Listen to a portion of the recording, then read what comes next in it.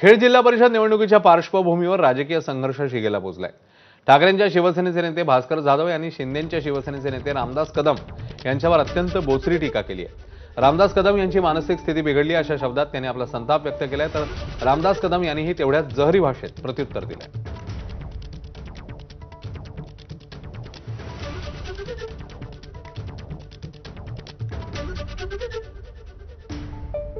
त्याच्या डोक्यावर परिणाम झालाय।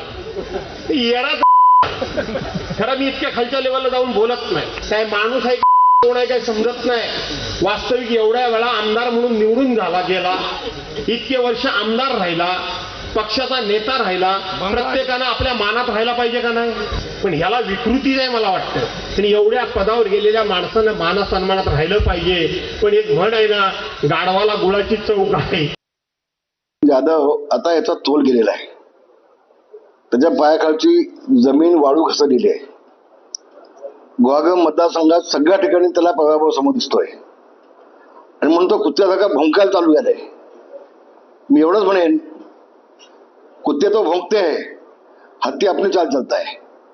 अशा भोंकणाऱ्या कुत्र्याकडे लक्ष द्यायला मला वेळ कुठे आहे? लोकांना आता कळलंय हा कुत्र्यासारखा पिसाळलेला आहे, याच्या डोक्यावरती परिणाम झालेला आहे, याचा मेंदू सडलेला आहे आणि मला चांगल्या डॉक्टरची गरज आहे। मंत्री नितेश राणेंनी निधी वाटपावरून पुन्हा एकदा वक्तव्य केलं। मी मुख्यमंत्री फडणवीसांचा लाडका मंत्री